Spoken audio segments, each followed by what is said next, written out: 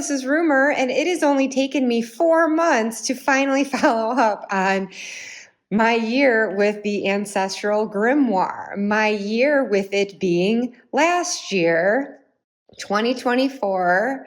I have previously shared the first 6 months of that year. I believe I put those videos out last summer, and I have been meaning to follow up with July through December ever since then, thinking that I would kick off this year with it, but I didn't. Without further ado, I'm just going to dive in with the disclaimer that I am not getting into all the nitty gritty of all of it. I mean, first of all, just for the sake of time, but also for the sake of, preserving some of my own privacy and like the sacredness of this work for me.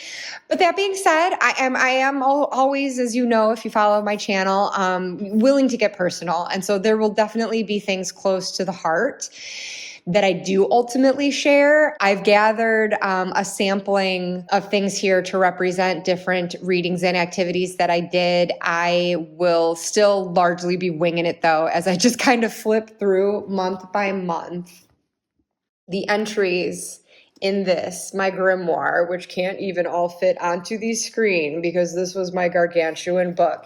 And look at this. Do you see this definitively darker rectangle? This is where this book would sit on my desk in the window. So this is all sun faded around where that book was resting. So I just found that funny, because I honestly did not notice that until today, because I still just had it sitting there. So time to put this somewhere else. But anyways, as I said in my previous videos, obviously working with this book, Ancestral Grimoire by Nancy Hendrickson. In this pouch, my go-tos in kicking off each month would be the Relative Tarot and the Beloved Dead Oracle by Carrie Paris. And in this pouch would be the Memento Mori Oracle and Oracle of Oddities by Claire Goodchild. And I didn't always go to these decks each month, but these for sure were what I kicked every month off with. And depending on the theme and kind of what I was feeling, I think I did end up bringing in more variety in decks than maybe I even did the first 6 months. Anyways, without further ado, let's dive into this. Okay, so July was about finding the weather magician of the ancestral line. And so I ended up kicking this off by entering the land of tarot first, which is a technique that Nancy introduced early in the book as a way of meeting your ancestor. You could go into a meditation and visualize entering this land of tarot and seeing who you encounter as you do so. I did not do it every month. She didn't call to do it every month, but sometimes she did. And sometimes I just like intuitively felt the call to do that. So just to kind of read a bit of my experience with that. Well, ultimately, my weather magician, as you can probably see here, was the King of Pentacles. But it was interesting to me because based on the visualization I had, I thought that it would be of the wand suit, because who I saw, it seemed like more fiery than that, but let me just explain to you. I entered the land at night, seeing a star in the sky and moonlight shining down on what looked like a big round boulder. As I stepped closer, I saw a weeping willow instead, but within its branches was a stone cave where I encountered a man with long black hair and mustache. And he was stirring the embers of a fire with a stick, releasing glowing sparkles into the air. As I stepped back outside, I saw these sparks become a huge flying, fire-breathing dragon sweeping its flame across the land, purifying it for renewal. Anyways, through pentacles, not wands, this king still seems fitting for who I saw because he's of the land, working with fire for the sake of earthy growth. The subsequent cards drawn support too the idea of fire stimulating new growth. So why I keep saying pentacles when I saw this person with fire is because I always follow up the visualization with a shuffling of the relative tarot to actually draw the card, because it's fun for me to see if what I instinctively experience and see through the visualization aligns with what I ultimately draw. So when I actually shuffled the court cards from this deck, I got the King of Pentacles. Didn't have the fiery connotations, but it does make sense that this person had land magic, the pentacles being of the earth. And so the cards that I drew subsequently, Judgment and Ace of Swords. And then from Nellie's deck by Kelly Fitzgerald, I drew the Tower and the Scythe. So, not to make this more complicated here, but the activity that Nancy called for here was to actually draw cards for both your mother's and your father's side of the family. So this is representing just what I had drawn for my mom's, because in doing so, you were supposed to see the two lines and then evaluate of the two, which one is the ancestor, the weather magician that's going to guide you specifically this month? Where is that person coming from? And so intuition definitely just drew me to this. Well, here I say it. I instinctively felt drawn to my mother's lineage as the source of weather magic, having come from farmers in recent generations, and the fact that the fire of judgment seems to blow out, like in my visualization, across the land, raising new life from the dead in the ground. The Ace of Swords heralds that new beginning too, with little flames licking at the sword that brings the sharp, decisive air of the scythe, clearing the land for new growth. The Beloved Dead Oracle card that I drew for this ancestor indicates this is part of my backstory. The farming I've known of and have perhaps inherited in some other way. Do I feel like a weather magician? No, not really. But this is interesting to explore if it's manifesting in a different way. Well, I guess you could argue there's farming on both my mom and dad's sides, but especially on my mom's side. My mom grew up on a chicken farm, and two of her brothers continue to be dairy farmers in Wisconsin.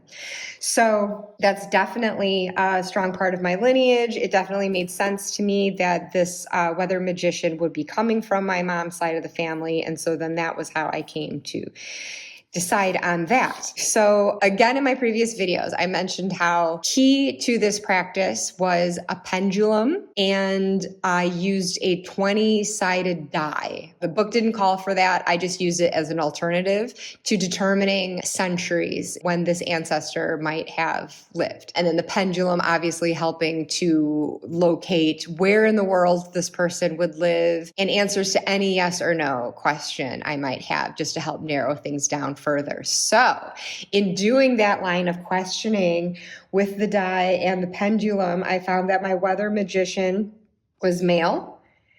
And he is from 9th century Luxembourg. Again, the narrowing down is from this. I created a little pendulum board where I could just separate out the different continents and have the pendulum swing one way or another. And once it swung towards a continent, then I would narrow down by asking yes or no for certain countries. And so I got yes for Luxembourg, and that's fantastic because my mom's lineage, part of it comes from Luxembourg. So there you go. And then I felt like, too, this lineage called to me because the Tempest of this Tower card shows the weather factors that are usually out of control, but not for a weather magician.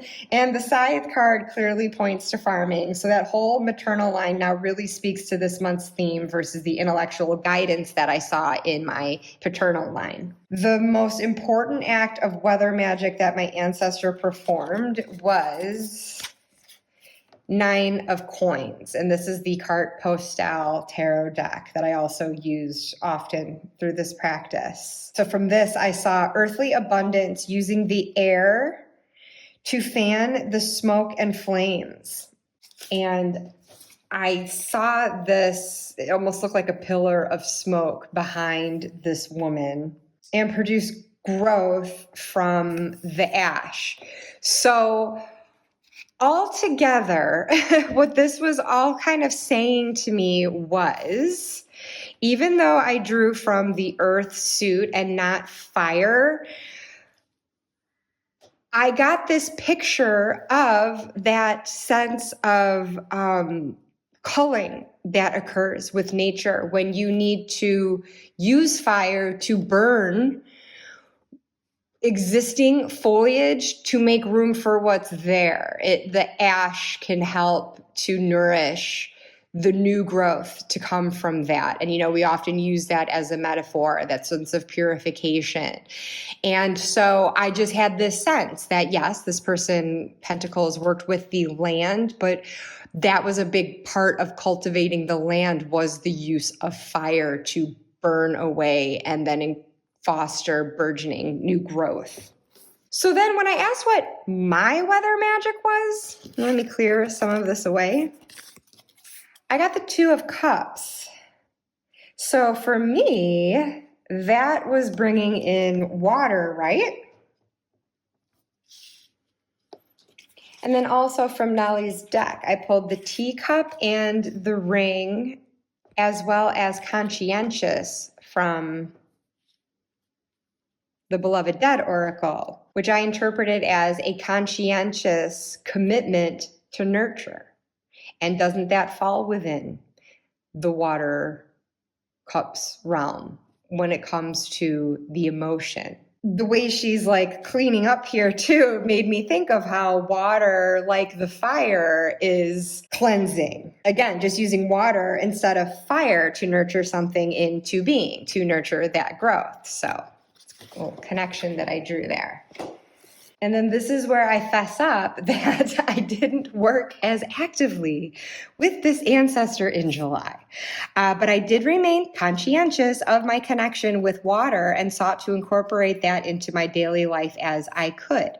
I had been working with very watery decks, like the Wisdom of the Depths Tarot and the Seashell Oracle. Basically, if you've seen my bag of oceanic decks, I was pulling a lot from there because it was July, it was summer, and that's when I tend to go to those decks.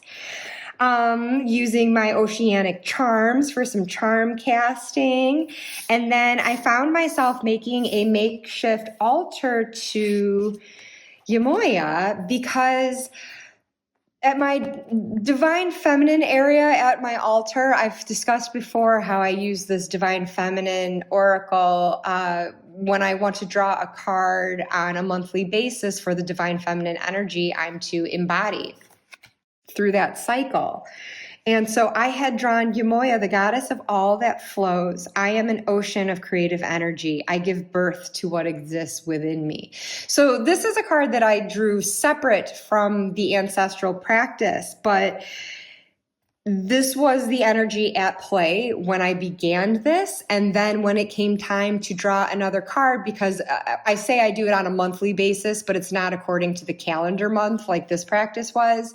This is based on my menstrual cycle. So I had a new cycle starting that month. And when I was shuffling this back into the deck and shuffling the cards and asking for the next divine feminine energy that I needed to embody, I was in my mind thinking like, please let it be Yamoya, please Yamoya, come back to me, because I was loving this energy and I felt like I was thriving within it at the time and I wasn't ready to let it go. And sure enough, she came up again for me. So I ended up in the spirit of this watery energy and this being part of my weather magic.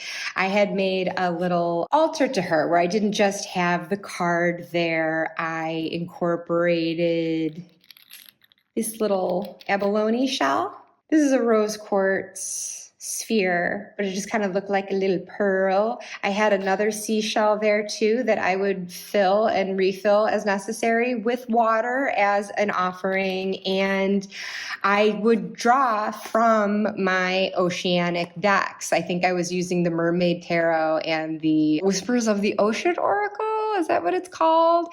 And I would just pull at least one card from each for a message for that day as it related to, again, embodying this divine feminine energy. But it also felt like it was simultaneously working with this ancestor and my water magic for the month. So then I wrote here, the watery flow of everything has helped me feel connected with self, purpose, and the divine. And I set an intention that every sip of water I take cleanses and purifies me and clarifies my purpose. I have also bathed and showered with intention, along with offering water to the birds and plants outside. One of my favorite things in the back garden is the bird bath. And I do love replenishing that water and watching the birdies drink and bathe in it. So, and then just using my own glasses of water to turn every sip of water that I took into a ritual was really neat. And I think it really helped to reinforce that intention because I drink a lot of water. I also felt called, I wasn't even like doing it deliberately because of all this. I just instinctively felt called to work with this Lemurian point, which was the first Lemurian that I ever purchased. And I recently did a crystal convos video where I introduced my Lemurian quartz collection and did a reading interviewing one of them. So I go into more depth there about what the story is behind Lemurian quartz, but they are very, very much associated with not just divine and feminine energy, but it's a very like watery, emotional world. Lemuria was like an Atlantis, and so where things would have been in flow, very intuitive, and emotionally connected and such. And so that just seemed very synchronistic that I felt the pull to hang out with this quartz point during that time too. So I also showed in my previous videos on this was the little card that I ended up making to represent my work with the Ancestor this month. At the center, a big drop of water to represent my watery weather magic, and surrounding that, the fire that I sensed from my ancestor, his means of, again, cleansing through fire, where I can cleanse and nurture through water, and then just having all of the elements present. Then this is air, and then putting the earth in as well, for sure, as the nod to that land energy. And so then I called this the Queen of Flow, based on everything that I was gathering about myself that month.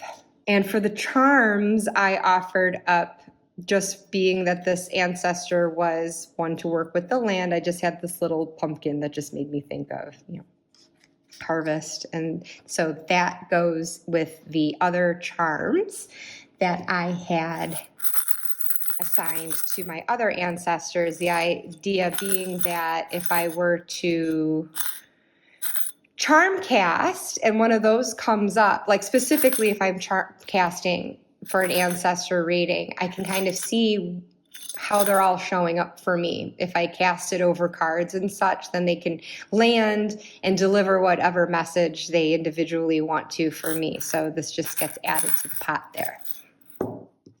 Okay, so next was August, which I admittedly got a late start with. So it looks like I started on the 12th. Whoop. But here we go. I did enter the land of tarot again. I was just going to say I didn't think that I did, but oh gosh, okay. No, yeah, I did. I remember this visualization now. This was kind of disturbing for me. I was in a very mentally chaotic state at the moment. I was trying to put a new story out and just running into complications with that. It was really warm outside, and most of the homes here in the UK do not have air conditioning, and so it was just like, there's just a day I was just really like frustrated and hot and cranky, and so maybe it wasn't the best mindset to go into a meditation with. As I actually wrote here, I went into this one hot, you could say. Actually lying down, I held a crystal and I stepped into the land, saw its usual features, then looked down to where my bare feet stepped in the wet grass. It was relatively dark out, and I bent to pick up a long, thin, tan object. that I at first thought was like a dried palm leaf, but was actually a feather. There was a feeling of shifting atmosphere, darkening, as something was arriving or a new dimension opening. And then I saw this helmeted head from behind and slightly above, undulating and rocking back and forth as one would on horseback. From the POV, it's as if I was riding behind a knight on the same horse or hovering just above. His silver helmet had metal wings on either side, and I kept seeing wings and thought of the feather, so wondered if this was the air element and thus the Knight of Swords. We rode into another sunnier land. Green cliffs with the sea to the left and something tall and looming ahead and slightly to the right in the distance. A tower, a castle, I'm not sure. But then on dismounting, I sat in the grass. And then I just discussed how I just sort of like had this vision of this red-headed woman in a green dress, I think. And I wasn't sure if that was me, like out of body and looking back, or what was going on. But like her face was so clear. And I remember that really striking me because it was not the face of anyone that I personally know. It was not recognizable to me at all. But it was like the clearest thing I saw in this vision. Can I remember what she looked like now? Of course not. But anyway, so I was saying here, I didn't recognize her though. I'm not sure it's a face I've ever seen. But then back in body, I looked over the cliff with my hands at the edge and turned to see the angry, scowling face of a helmeted man, my knight, approaching me and throwing me over. At this point, I had already been having a bad enough day, so I didn't care to dwell in this violent visualization any longer. So what I was left with, because the cliffs reminded me, are they called the Cliffs of Moher? Where I had visited once in Ireland, just that steep drop off and really like dark, rocky appearance. And that's what it looked like to me. So that combined with the coloration of this woman, and I'm not saying all people in Ireland or of Irish descent have red hair. Of course not. I'm part Irish and my lineage seemed to be brunette. So there are a lot of brunettes in Ireland as well. So it's not to be stereotypical, but it's just her features kind of evoked that. And so, and it's in tandem with that setting, I just had this like instinctive thought of Ireland. But anyway, I shuffled the deck because like I said, whatever I visualize, I want to see what the cards actually have to say. And I drew the Knight of Wands. So bear with me here, not swords, but look at the helmeted head and there's a feather.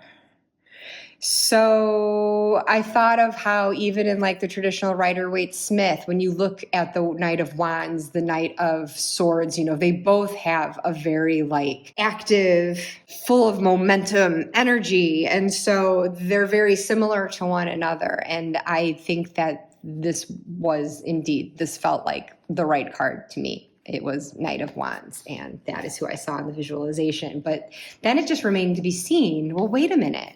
I think that, like, I was, riding with him at one point, but then he pushed me over a cliff. So it's like, were we friends or foes? Or were we both? It was really disturbing.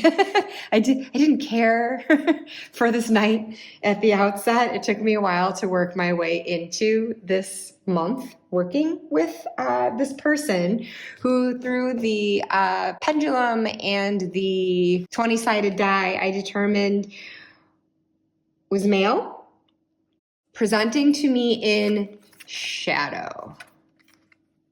No kidding. Mostly lived in the 11th century, and guess what? Was from Ireland. Ding, ding, ding, ding, ding. So you see what I mean, where it's kind of neat to do the visualization and then use these other techniques to see like where they align with each other. But going further with my line of questioning using these other techniques, I determined that I, however, was from Wales and did not live in Ireland. He lived with me in Wales at some point, though. I had visited Ireland with family, and that's where I met him. He did not return to Wales with me at that time, though. He did come at some point later on. Per my visualization, I had to ask. But no, he didn't kill me. Never actually threw me over a cliff, but he did push me over a psychological one, abused me physically as well. Oh gosh, I am feeling this inquiry physically right now in my gut. This is difficult.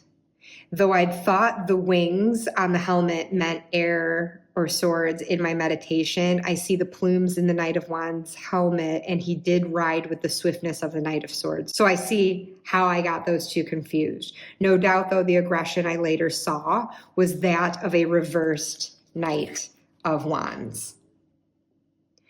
So I just, in my body, was feeling so uncomfortable looking at this knight and doing this inquiry and confirming basically that this person harmed me. Didn't throw me over a cliff literally, did figuratively though, mess with my head, did physically abuse me somehow. Ugh. So then drawing more cards, it's like, who was this person to me? What kind of life did we share? So from the majors, I drew the Hierophant. And from the minors, I drew the Five of Swords. And then from the Beloved Dead Oracle, Important. So that Important really spoke to this Hierophant for me, and just seeing this like top hat. This is not a top hat, but just, you know, it seems like this adult figure with these two youths, and then the Five of Swords, that just shows something contentious and that this person had some sort of authority over me. So I wrote, I haven't asked this with the pendulum yet, but I get the sense this man was older than me and of some sort of authority. Not quite a teacher, but a dominating presence that wanted to bend me to his will. And ours was a contentious relationship. So then further working with the pendulum, I determined that he was my uncle, my father's brother. So then Nancy offered this past life spread, and I first did it using just the Beloved Dead Oracle. And in answer to the questions, a trait from the identified past life that I'm repeating today, an unresolved family issue from that life, past life family pattern to embrace, past life family pattern to banish. Why is this life so important for me to remember? Look at the cards I drew. Well, first of all, remember. It's like it was a calling to me to remember this life. Defense, conscientious, wise guy, snake.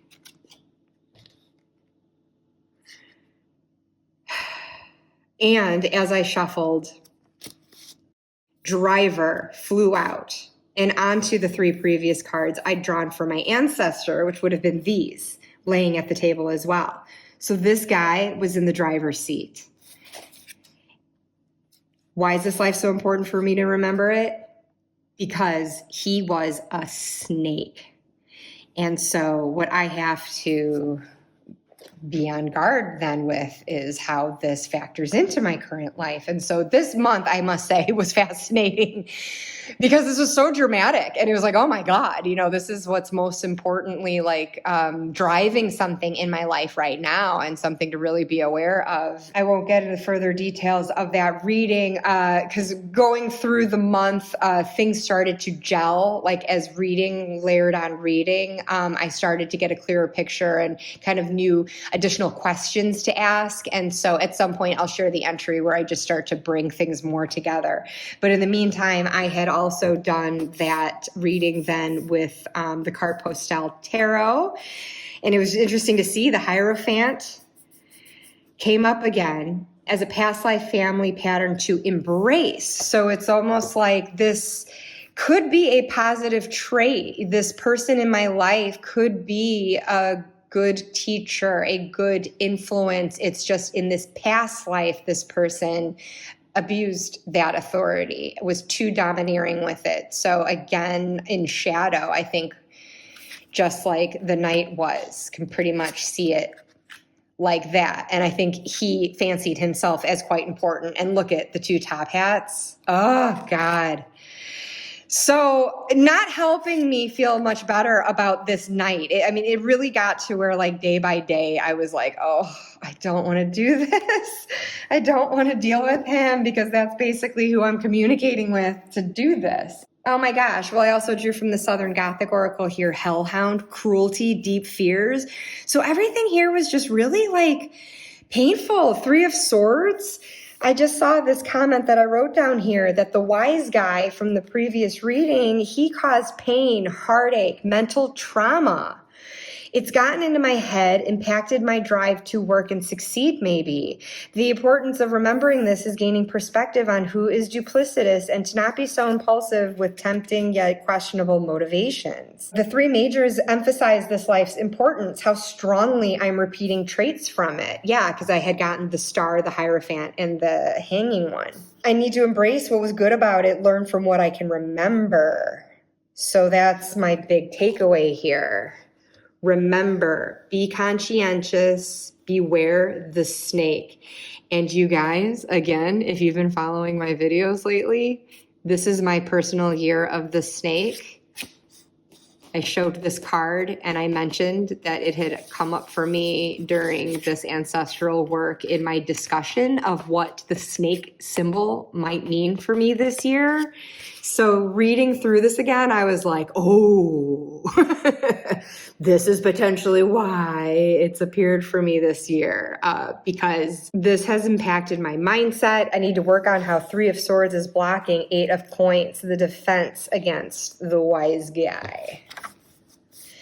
Then there's a specific spread, which I did with the Beloved Dead and the Oracle of Oddities. Very much got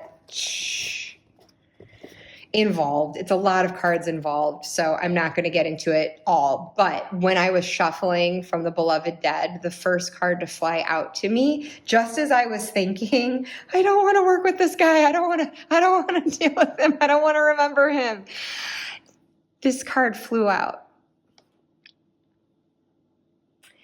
And so I wrote, oh, that's a nice note to start on, and maybe my ancestor reaching out since I've had such mixed feelings about interacting with him, not even wanting to turn his card over for this reading because I'm not ready to see him. So I saw and I felt this as reassurance from this ancestor, like this isn't who I am now. I'm not the snake. I've learned from what I've done wrong. And I am here to genuinely help you in a way that I wish I had in that life. So that made me feel a lot better. And what I was learning about myself through this reading was that I was a good soul, a light up the room type who could heal with a hug and wanted to embrace all life could offer. And I had a lot to offer if I could shine my light. But that snake got thrown into my life path. And I'm not referring back to the previous reading. I'm saying that because he came up again. This same exact card showed up in this different reading. So he caused heartache and sorrow, dimmed my light, and so I was invisible, meant to be barely seen and certainly not heard as I was instructed to learn knowledge from this man.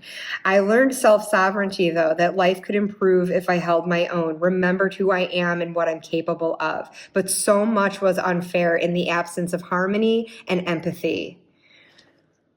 My own lack of those included, perhaps. And I think that's where like this contentiousness kind of showed up.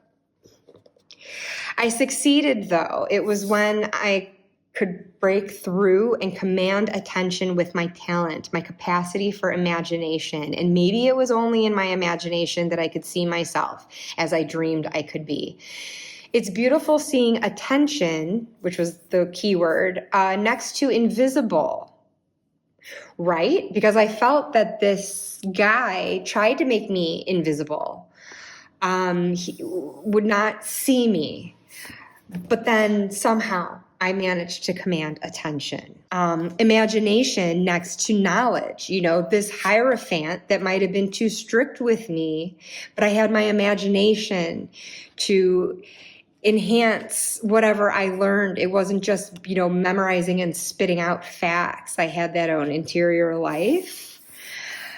So not that such education isn't valuable, but it's like it was something more rigidly dumped in my head and I was suppressed. Whereas with my fancies, I could shine again. I wish I communicated my pain better, the pain caused by power, that I could have held my own more that way to equate the power more and less in the pain. This communication image, okay, I had to dig it out, but this was communication.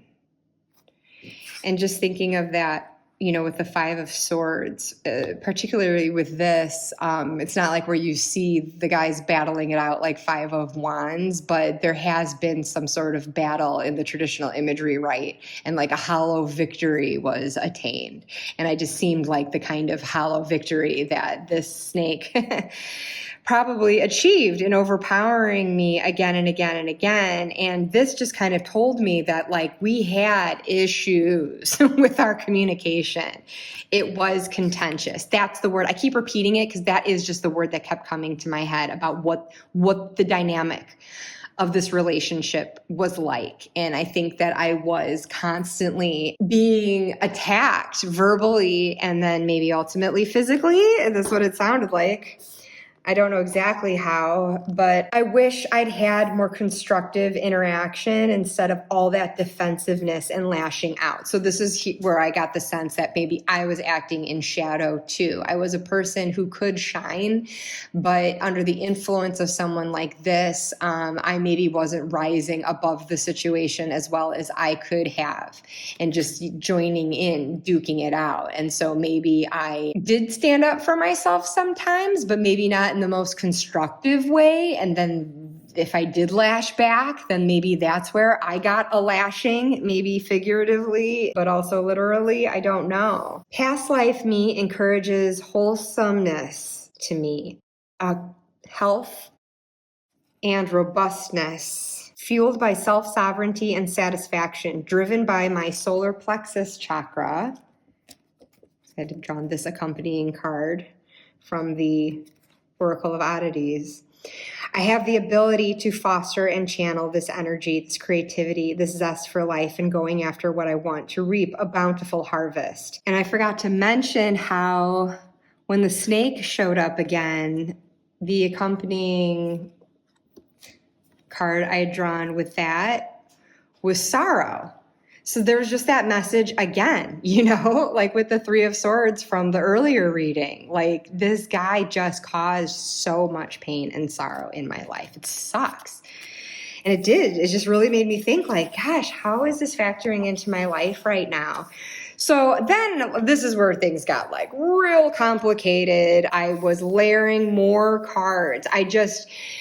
It wasn't even for clarification. I wanted elaboration. I just wanted to learn more and more here. And something that caught my eye from this after I had been thinking about the harvest here, I got a card like this, seeds that felt pertinent, and it came up beside attention and imagination. And so that just kind of hinted to me that those were the seeds of my potential lay in this past life. Ultimately, this exercise did lead to determining who this person is in my current life, if the same person has incarnated in this life as someone that I know. And I won't get into details, but it basically is someone who is in my current life, someone who is very close to me, in fact. And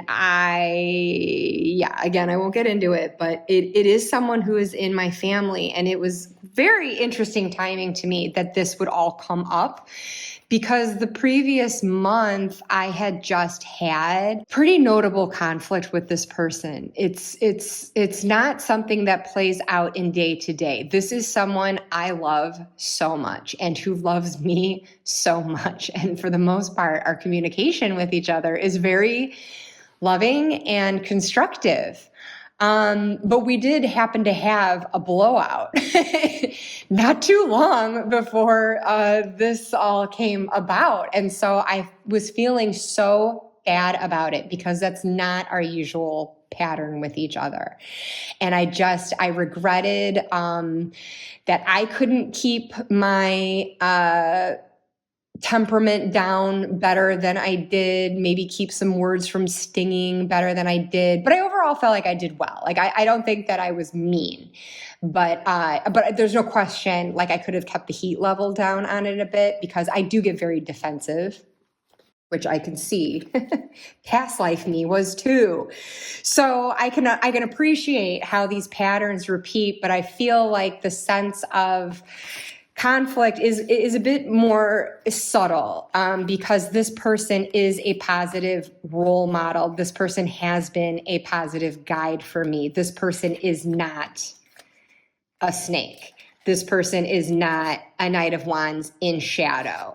This is someone in light in this life. But it's not to say we don't duke it out from time to time, but again, in a much subtler, lesser way. There is not vicious verbal sparring. There is certainly no physical violence. That is not even a factor. So I came to realize, like, I had been carrying the weight of this argument I'd had with this person recently. And again, just feeling very remorseful about it. And yet at the same time, feeling like things were said that needed to be. And so I think that, like, ultimately it was a good thing to air the things that were aired. It just, like, sucked that it had to come out as, like, an argument. If it could have been more of a discussion, that would have been better. But still, it didn't come to fisticuffs like it seems like things did with this guy. So I felt like ultimately this is something this other soul and mine have been working through in subsequent generations. Because what did I say? This is like going back to 11th century, I think I said. We've had time to reincarnate and sort this out. And so I think that it just shows the progress we've made, that this person in my life now is the person of love. And even though this person is living now, it may beg the question in that case, like, well, how am I getting this messaging then from this ancestor if this isn't someone who's just dead? I'm of the belief that, well, not only does this depend on a belief in reincarnation, adding to that, I'm of the belief that there is a part of our soul that incarnates in the body, but still a part that remains with source in that spiritual world. So I think it is that spiritual part of this other person's soul that, like, helps communicate these messages to me. And without this person even knowing it now in this living life, and this is certainly nothing I've said to this person because I really don't know how they would take any of this.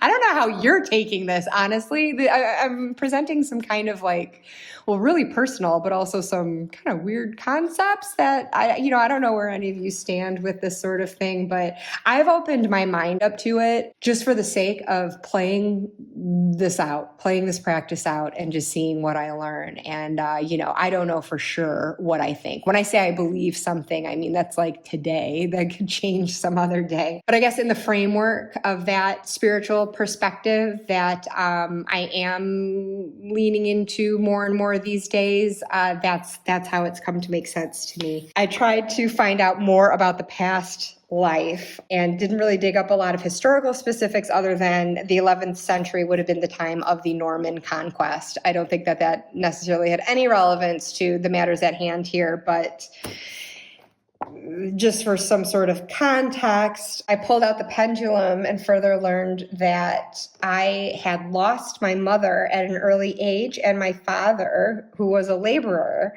was too busy to tend to my education. So he asked his brother, my uncle, to instruct me.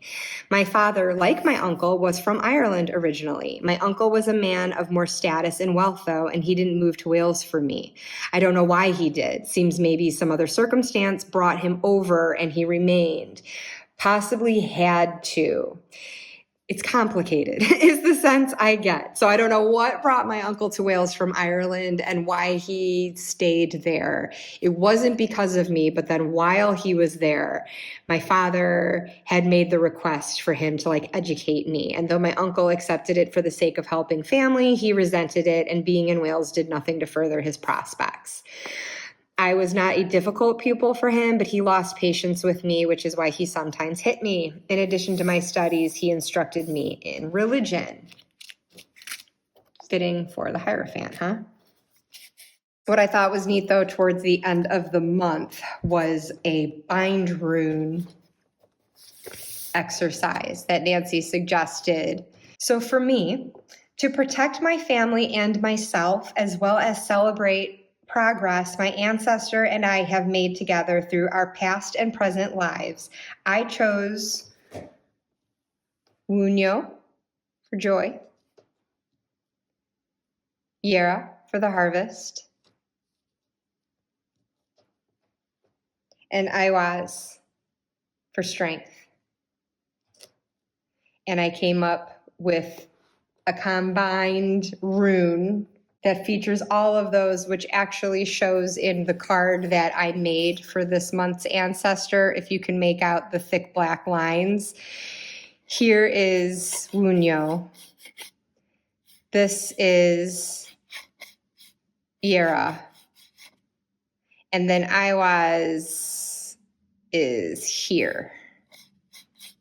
This was for my past life, characterized as shining, that solar plexus energy of the yellow. Of course, here's the snake.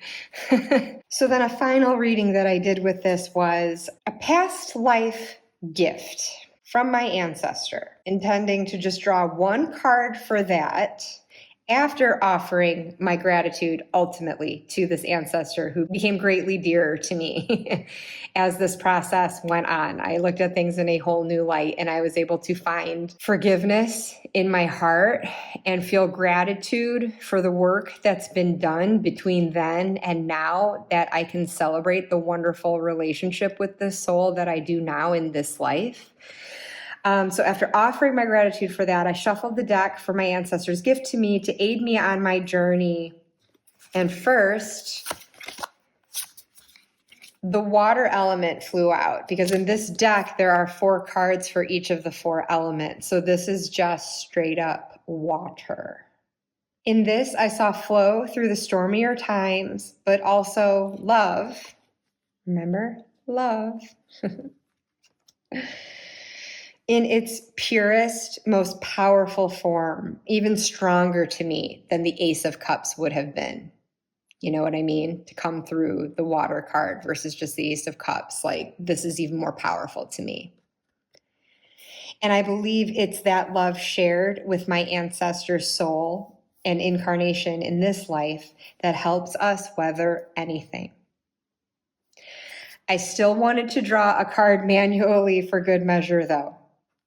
So in continuing to shuffle, I manually drew the 5 of trees, which is the 5 of wands, with the keywords championship, rivalry, competition, contend. And see, we have 2 knights jousting. So for me, that totally reinforced that, contentiousness that I had been seeing all through this relationship in this past life. And the message above, that our love overcomes all. So yay. Because, even in this life, the little debates can happen, but this is what triumphs now. So it was just a really, really beautiful way to close the month. And so then that's why for the card that I made for this ancestor, I ultimately put this wave of water here, and I chose a wave for the charm to sort of reflect like the flow of that love that conquers all, and everything that happened in the past, my past in this life and the actual past life, it's all water under the bridge. So yeah, that was my very, very heavy month of August. Good grief. It's going into September now. And as I am beginning this month, I think I'm just going to leave this video to 3 months for now, because I am getting a lot more long-winded on everything than I really wanted to, but there is just so much to kind of sort through here. So I'm just going to do one more month, and I will do a separate video for the fourth quarter of last year, if that's okay with you. So on the 9th of September, I learned that my sky magician was the Queen of Wands. I think this was the third time I drew Queen of Wands for an ancestor, but I was able to determine that this is not the same one that I worked with previously, because if you did see my earlier videos on this, I had the same ancestor show up for me for 2 months. So I actually just had 11 distinct ancestors to work with. And I don't feel cheated by that at all, because man, was that first Queen of Wands like a real firecracker. So she was awesome. I was excited that she came back. And what she came back with was like something new to teach me. It wasn't all just repetitive. This, though, is a different ancestor. This is just what characterized her. But she appears to me reversed in shadow. Using the pendulum and die, I was able to determine she's female, mostly lived in the 13th century, and she lived in northern India. And I drew the universe for her. In answer to the question from one of Nancy's spreads, what was this ancestor's world? Her world was the world. And from this, I ultimately took away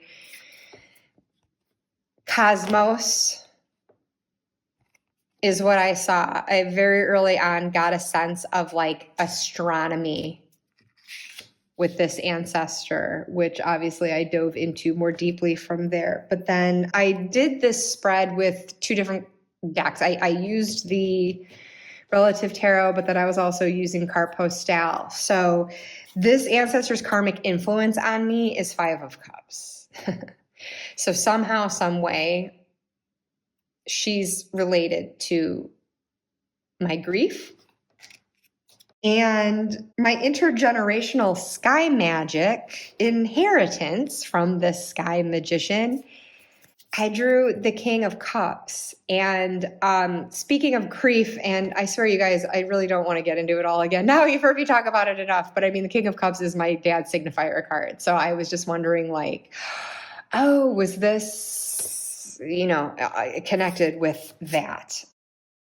Oh my gosh, I'm reading my entry here, and it sounds like when I was shuffling for this reading, the King of Swords flew out. So if you remember, the King of Swords was my first ancestor for January last year, and I swear that guy keeps showing up. I talked about it in my video about him kicking off this year-long practice, that like it felt appropriate that he showed up for January because he's shown up for previous ancestral readings that I'd done before. I can't tell you like how many times through the month working with other ancestors, the King of Swords would fly out for me. So it just kind of felt like he was my ambassador to this practice in general, and definitely the one most closely looking out for me and kind of checking in with me. And so I feel like if there was ever anything that was leaving me feeling a little like worried, sometimes that card surfacing would make me feel assured, like, okay, he's here, he's got my back. Because like this Queen of Wands coming up in shadow after just dealing with a really difficult ancestor in shadow, I was like, oh, great. And so I think that that's why King of Swords showed up for me then. Who, in that month of January, I had determined as, I believe, a 19th century relative from Ireland. So it was a not too distant ancestor, as it were. But anyway, I remember thinking it was pretty how the women in these cards, they seem to be wearing very similar outfits, very exotic.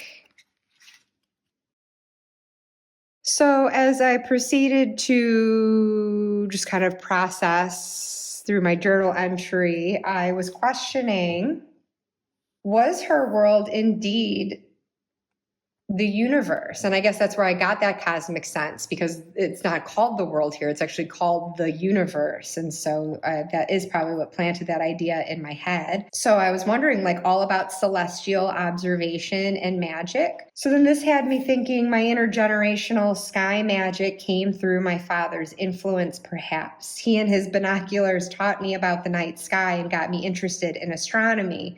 So much so that I volunteered at the Adler Planetarium and would buy him gifts there, knowing his interest.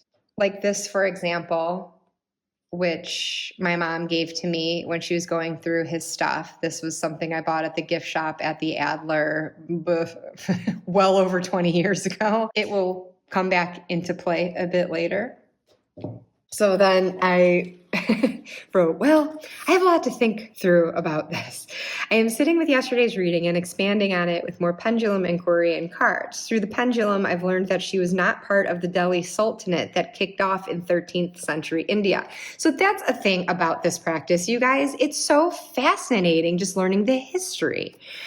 The geography. It's a world history that you can really delve into.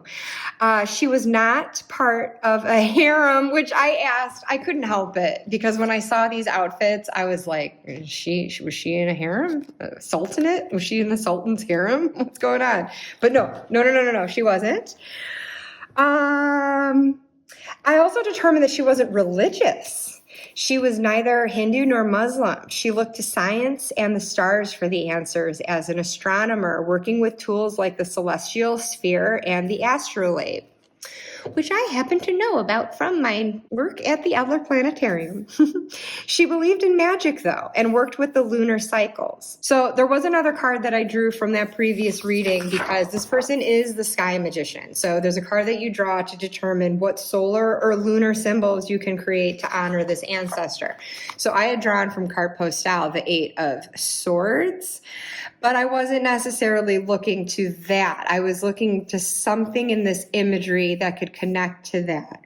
And because I felt this ancestor observed the night sky, I went with lunar symbol, and my eyes automatically went to this chain.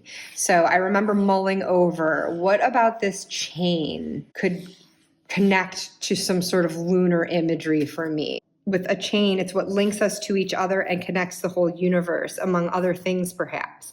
The Sultanate did impact her life, though, and she lost family because of it, losing her own life as well because she would not convert to the religion she was expected to.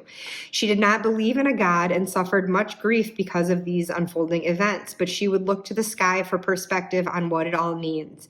In drawing a minor card from the Relative Tarot for her, the 5 of Cups surfaced again. So this time I drew it from this deck, whereas before I'd drawn it from this one. So talk about reinforcing messages. That's quite on the nose, yeah? Now here's where it gets even more interesting, if not perplexing. So in shuffling and wanting to draw 3 cards for my ancestor's magic, her karmic influence on me, and the nature of my own sky magic, I was thrown off when the first card from the Beloved Dead Oracle was the Spirit Throne.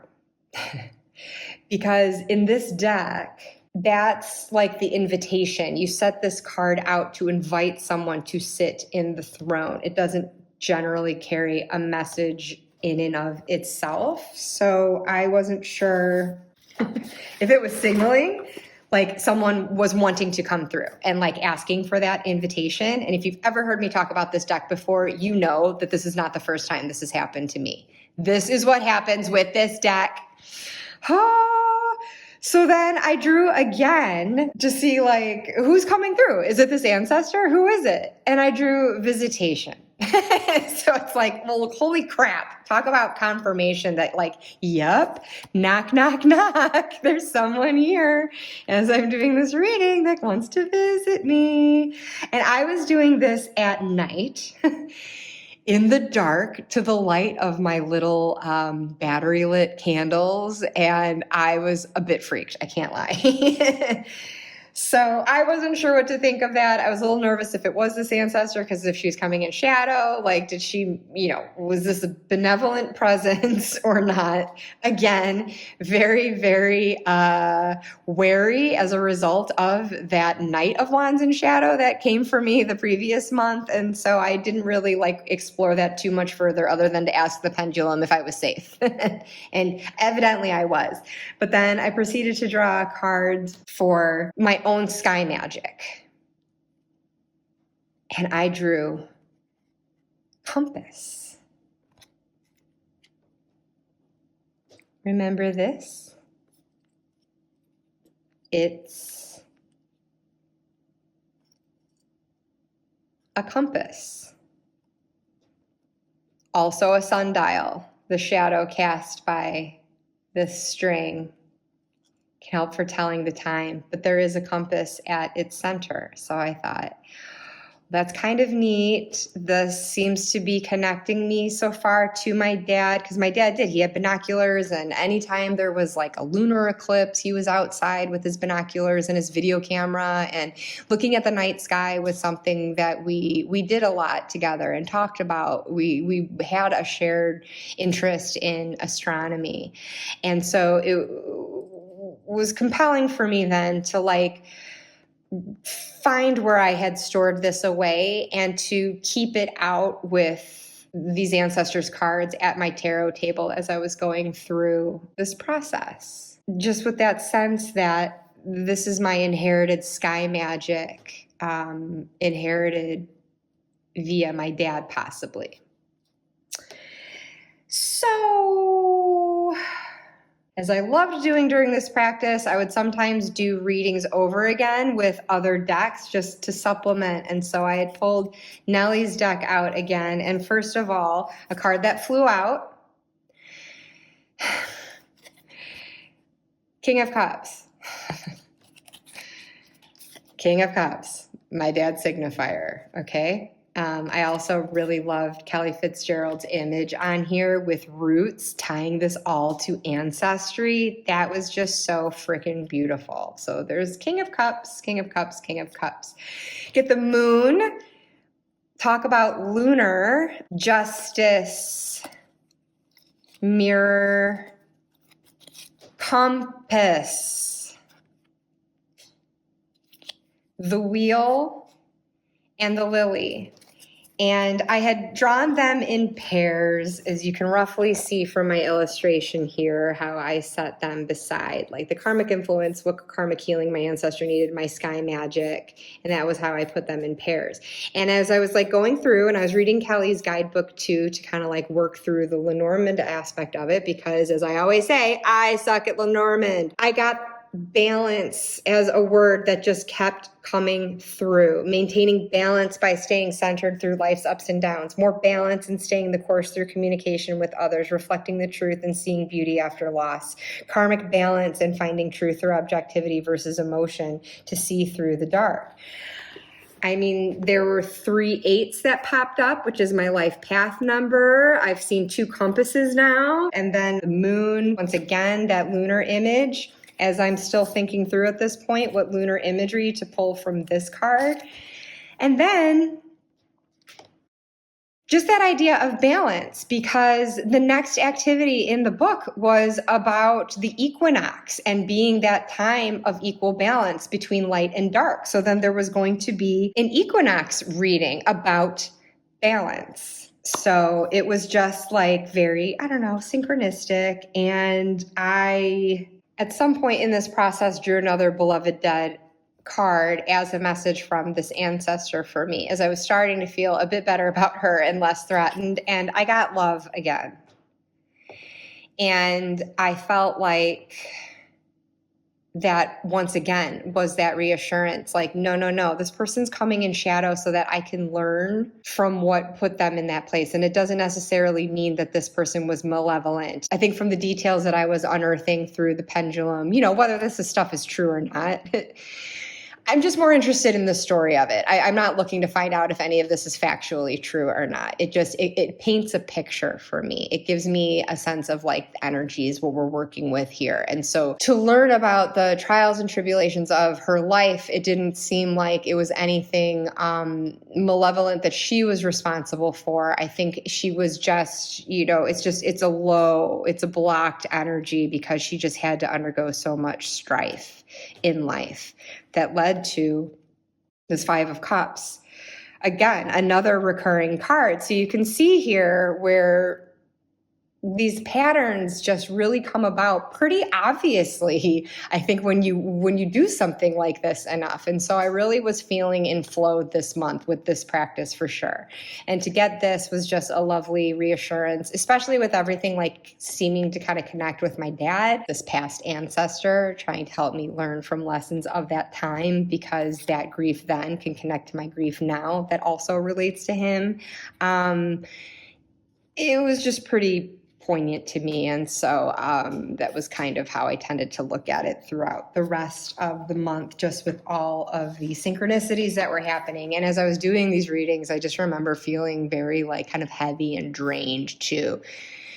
Even despite the love, I think it was just really tapping into something. So I don't think it was a negative thing. I don't think it was like an ill energy, like pushing me down. I think I was just getting depleted because it just was really such a like soulful connection that was happening here. But ultimately, I got my shit together and I figured out how I was going to create a lunar symbol based on this card. And so taking from the chains, I came up with the phases of the moon, which aren't really shown here as far as like crescent and gibbous and everything, but like just showing interlocking chains and just like the circle of moons, just to show moon cycle in that way. 8 phases to capture the 8s of the last reading, and a circle for connection. I guess in that way it conveys the circle of 8 swords in the traditional tarot card as well, which we don't see here, but is there. And you know what? I think I neglected to mention, I also got a lunar vibe from this because she seems to be standing in water. And so that wateriness I associated with the moon before the sun. And so I'm sorry I didn't think of that before. And like these details, it is very hard to remember it all from several months ago. But I didn't grab them. But as a secondary activity, I just thought of this on my own. It's not in the book, but I have these astrology dice where you have a die that has planets. You've got one that has the zodiac signs, and then you've got another that has the houses. So I grabbed those dice and I cast them, and I got the 3rd house, Aries, and Mars. The 3rd house representing early learning, exploration through local surroundings, experience of siblings and or childhood relations. And I got that from Heavenly Bodies Astrology Oracle. And then Aries, inspiration, passion, initiation, bravery, independence, so on and so forth. Mars, determination, will. So as I wrote here, wow, well, even as I was shaking the dice in my hands, I was looking at the 5 of Cups and thinking of how my dad has been my first real lesson in experiencing and working through that. So as soon as I saw the Aries symbol, I thought of its correspondence with the Emperor, the paternal figure of the tarot. And then the 3rd house relating to childhood and those formative experiences. Yep, my dad had a big hand in that, which has made living without him so tough. How powerful Mars should then show up as well as the ruler of Aries, the emperor really in his dignity here. And there's such a strong energy of curiosity and learning and doing with a real fire of passion and focus. And interestingly, self-protection and defense. My dad really did inspire me to learn, always so intelligent and curious and interested in so many things himself. It's like these are the very things that help me to heal. Getting clear on a creative goal and actively pursuing it and always learning in the process. I'm not surprised if my ancestor carried these same energies in looking at the sky and wanting to understand everything about it and what that means for life on Earth. I wonder if she too had this sort of influence from her father or some relationship of early childhood, which made the loss of that person that much more difficult. The pendulum confirmed confirms such was the case. Her father was her world, the one who taught her astronomy, so she was following in his footsteps where that was concerned. And that led down an interesting internet rabbit hole, just researching what astronomy would have looked like in 13th century India and northern India, and seeing what might have been practiced there. And it did seem to coincide with astrology in some sense, like the astronomy was the astrology in a way. But interestingly, so that equinox spread that I mentioned before, I used the Terra Volatile Tarot. So my balance at this time of the equinox, all this talk of Five in Cups and dads in grief, I got death. And then where I can improve balance is Ace of Cups. Clearly the emotional realm is where I need to find balance with respect to this. And then is there an ancestor who can help me?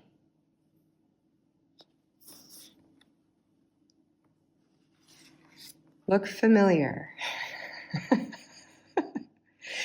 Yeah, there's an ancestor that can help me. It's the ancestor that I drew for the month. I was thinking as I was drawing a card for that question, like, why am I asking this? Why would it be a different ancestor? Because shouldn't it be the one that I'm working with this month? So I was already thinking that was weird, but I shuffled in earnest. I drew at random in earnest. I did not deliberately choose this card. This is the court card that came up for me when I shuffled them all together. So I just thought that synchronicity was amazing. And both of these queens look amazing. I love them. So that was like the coolest takeaway from that reading, really. And then let me see if there's anything else here. Okay, on another day, I wrote, as I start a new menstrual cycle, I must note how the Divine Feminine Oracle card that I drew belatedly for the last one. So I had mentioned before that I had Yamaya before, twice in a row. This time, during this month's work, I drew my Bago, the warrior saint. I am a warrior of love. My devotion attracts resources and support. So I wasn't familiar with who this person is, but it's a real figure from history. So reading the guidebook and looking online, I learned this is a Punjabi saint. And that sent me right back down the internet rabbit hole, researching the region of the ancestor that I drew, because as I said before, she was in northern India, but I wasn't able to pinpoint where. And so I pulled the pendulum out and it confirmed that she lived in Punjab, where I think like at first I was being told by the pendulum that she was in northeast India, whereas I think this is northwest. So I don't know why there was that discrepancy, but as I wrote here, it's almost like this card came through to redirect me, that for whatever reason, I got it wrong on the first questioning. And this was to prompt me to look at that again, to get a better understanding of the actual region this person would have been from. So I proceeded to ask more questions, just confirming that this ancestor would have come from a Hindu family, just subscribed more to Hindu astrology / Indian astronomy more than the religion itself. So as I continue to write here, I'm just generally feeling like this focus on the cosmos and connection with the universal spirituality of it is what can help me cope with and accept my loss, as this Queen of Wands needed as well.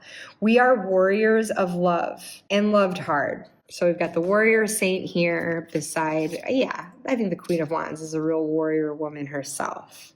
And while I haven't actively been working with any ancestors since this last reading, I have felt a need to keep this one active at my table and in my life through October so far. As is stated here, this was the 15th of October, so I went deep into the month, just not ready to move on from it yet. Most interestingly, I mentioned before how I would draw from this angelic light work deck. If I could offer, out of gratitude, that month's ancestor some healing. if there was something that their soul was still karmically working through, kind of like my way of like praying for them and offering the healing. If they chose to accept it, they could not, that obviously that's fine. Free will, right? So it's not to impose it on anyone. The healing can also go elsewhere if it's needed. And so that's kind of how I would phrase it. Like, if you accept it, great. If you don't, then please may this go to whoever needs it, even if that's me.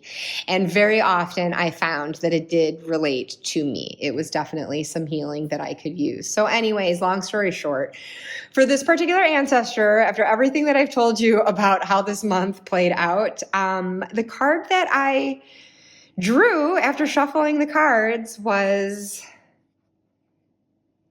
fatherhood and the divine masculine.